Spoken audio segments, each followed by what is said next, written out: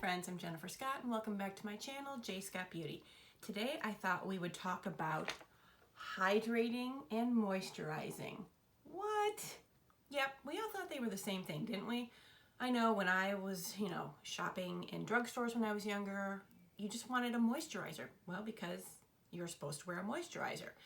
And usually on them they would say hydrates, moisturizes. Okay, so that's what we've always known. We want hydrates, moisturizes. What does that mean? What are they? Are those different products? What's going on?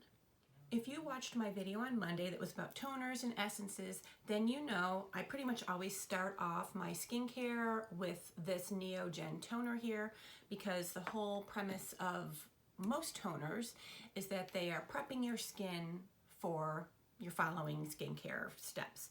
So basically a damp face brings the products deeper into your skin so that they can work better. So that's what I've been doing for quite some time now. Well, obviously I have lots of steps to my skincare regimen, which some days I have a couple steps, some days I have way too many steps. It changes depending on what's going on with my skin. However, it occurred to me there's a difference between hydration and moisturizing, and I know what that is, and maybe some of you know what that is, but maybe some of you don't. So I thought we would review and kind of get to know what those products are and what they do. Now, before we get started, I just kind of want to, I always want there to be transparency with us. This is a relationship, and I want to be honest. You deserve that from me. So part of being a YouTuber is the hopes of at some point maybe getting affiliations with brands or sponsorships with brands. Those are the things that kind of pay for the channel. That's how you get to afford to do this sort of thing. But, getting affiliations and sponsorships takes quite a while. So this is nothing that I thought I would ever be getting into, especially since right now I have 46 subscribers and I love every single one of you. However, it's important when you're in this business that you need to start and explore different affiliates and really how this works as a business. Well, the other day when I knew I was going to be doing this video on hydrating and moisturizing, I was looking at my products and looking into seeing what I needed for this upcoming fall and winter. I like to have all my products ready. I don't want to have to wait for them. I don't want to have to go out and get them if I need them. I want to already have them. So one of the products that I've used for years is this Embryolisse Lait Cream Concentrate. Basically, this is a moisturizer that was developed by a French dermatologist back in 1950, and it has become like a makeup staple for everyone in the makeup industry. It's very often used as a primer because it works amazing as a primer, but it is a lotion. Now, here's the funny thing. I knew I was out of this and I wanted it, so I ordered it, and it came today, which was crazy because today was the day I planned on doing my video on moisturizer. So yay, it came the day I needed it. But in addition to that, a few days ago, I was researching affiliates, and I've applied to a few different companies to hopefully be an affiliate. What that does is, you know how I put links down in the description box for the items I've used? Those links are all there so that if you're interested in something, you can click on it and it just takes you to wherever it is sold. Usually I put the link at where I purchased it, so like Sephora or Ulta or CVS or Target. I don't get anything from those links. Those are links that I just put there for your use. Well, affiliate links are the same thing. I put those there for your use, but I would make a small percentage if you were to make a purchase. Now, your purchase doesn't go up in cost. Your purchase price stays the same. It's just the brand's way of saying thank you for sending your subscribers to us to become our customers. So, and it's a very small percentage. Listen, girl ain't gonna get rich on doing that. However, I had applied to Embryolisse and totally forgot about it. Today this came, and today I also got my acceptance from Embryolisse to be an affiliate. They're my very first affiliate, and I'm super, super excited about it. I don't want you to think that I'm pushing this because I'm an affiliate with them. I'm only applying to be an affiliate for companies and brands that I use and 100% believe in. You're not gonna see me, having affiliate links for bullshit. It's only gonna be for stuff that's like an actual benefit in my life, or it could be a benefit in your life. So today was one of those days where the universe had just made everything happen for me. I'm doing the moisturizer video, the moisturizer came, and I got the affiliation from them. So I'm super excited about it. I'll get into this a little bit more further in the video, but I do want to be honest with you and let you know there will be an affiliate link for this. Okay, so what is the difference between hydration and moisturizing? Well, they're two different things. Hydration has to do with the water content that's in your cells. So the more water content in there, the more plump they'll be. So your skin will be plumper, your skin will be glowy, it'll be bouncy, those fine lines will be filled in. We need to have the hydration in our skin. It's super important. So as you lose that water in your cells, your skin becomes dehydrated. So that's where we get the lackluster look to our skin, is from dehydration. So we need to keep our skin hydrated. There's two major ways to do that. One, drink your water. Drink your water. I'm always drinking my water, especially this time of year. I can't stand having like that dry, dull, tight skin. And plus the furnace is on. I'm just naturally thirstier, so I'm drinking more, and I think it helps. And of course, the second way is using a toner or even just water. Just putting water on your face. However, in order to keep that water in our skin, in our cells, so that we're plump and hydrated, there needs to be something to keep it in there. And that's what moisturizer is. So basically, moisturizing is about trapping and sealing the water, the moisture in your skin, helping to build that outer protective skin layer, keeping the transepidermal water loss from happening, and keeping your skin soft and smooth. So if you don't use a toner, you can literally, after you've taken your shower or started getting ready in the morning, splash water on your face, pat it in, and then immediately, while your face is still damp, go in with a moisturizer. And this is where my moisturizer obsession comes in. I have lots of different moisturizers for lots of different seasons or however my skin is doing. There's a lot of products here. You don't need all these products. We all know a girl got herself a product problem. So you've probably heard the word humectants before. Well, what humectants do is they kind of act like nature's magnet, and they attract water to your skin. The most popular one that you hear about all the time is hyaluronic acid. Honey, aloe, alpha hydroxy acids, those are all humectants. So they're all attracting water either from the environment or from the deeper layers of your skin tissue.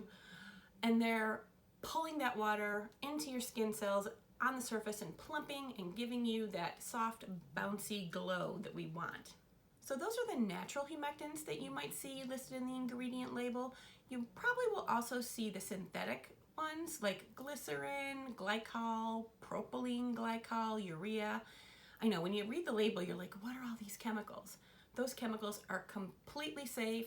They're in most of your products. Glycerin especially, you're gonna see it all the time. And it's a fantastic humectant to have in your skincare. You'll find that moisturizers have ingredients like ceramides, oils, butters, dimethicones. Those are in there to like soothe your skin and reduce irritation. Then there's the occlusive ingredients like petroleum jelly, castor oil, jojoba oil. Those are actually barrier products, and they're the ones that sit on the surface of the skin and keep the water loss from happening. So this is why you'll often see on some of your moisturizing products, moisturizes, hydrates, because it's going to have, hopefully, both ingredients.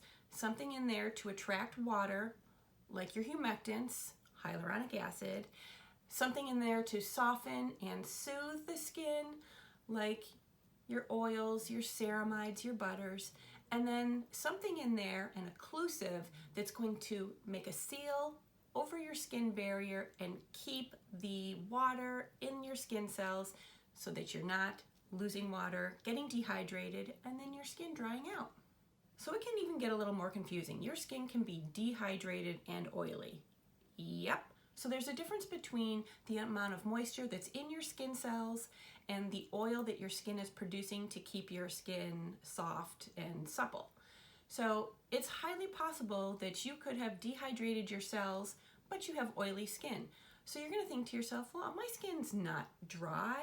Well, your skin may not be dry, but your cells may be shrinking, and you're going to start to see fine lines. Your skin is going to maybe not be as, you know, lustrous as you would like it to be, even though it is oily. So you really have to get to know your skin. And for me, as far as I'm concerned, the hydration part is the easiest part. Like, that's the thing you can control the most. Drinking your water and or making sure you are putting water on your skin and then sealing it in with your moisturizer. And it's a balance. Listen, from day to day, I know my skin is different. Even with the changes in the season, my skin freaks out with the change in every season. So a couple weeks ago, up until last week, I was having some breakouts, I was having a little dryness, so I knew I needed to drink more water, I knew I had to change up some products. It's an ongoing problem. For me, skincare is ongoing, ever-changing, so it's a good thing I'm obsessed with it. So like I've shown you here, I have lots of different moisturizers that I use for lots of different things. So let's take, for instance, say it's spring or summer and you just don't want to be having a heavy moisturizer on. You don't want that, you know, thick layer of cream on your face. Well, I use a gel moisturizer. This one we've been using, oh, look at this. I love this so much. And the smell, oh my gosh. This here is by Belief. This is the True Cream Aqua Bomb. So we've been using this in my house for probably 7-8 years. We love this. My boys especially love it because it's a gel. It sinks in so nicely you don't even know that you have it on. Because this is a gel cream, this is a staple in my house at all times. My boys are addicted to this.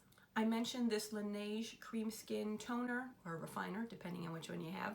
I mentioned this in my last video because it is a toner, but it has a whole jar of moisturizer in it. This is a fantastic product because it is so lightweight, because it is a water consistency, but it has so much moisturizer in here that it feels creamy and silky, but sinks in and really gets deep down. So after I've used this, I will put on a serum and then another moisturizer, and then I am fully moisturized for the day. I love this. And then we have squalane. So I hope you've looked into squalane. It is a very cool ingredient. Our skin naturally produces squalene, E-N-E. However, past our 30s, we start losing production of that, and that's when we use squalane. This is actually a hydrogenated derivative of squalene. Basically, it's a stable version that is derived from plants, usually like sugarcane or rice bran, olives. Now, I have it in two different versions. So I have it in a gel moisturizer from Biossance, and I also have it in the Naturium's face oil. Both of them are great. I love them both. This here is almost gone. This is actually a biomimic of your skin's own squalene. So you don't get clogged pores. It's great for all skin types, even sensitive skin. And it's very lightweight, so you really don't notice when you have it on, and it does an incredible job of moisturizing. I highly recommend putting a squalane product into your regimen. Well, I talk about Naturium all the time. You've got to be sick of it. This is the combination, though, that I want you to understand best.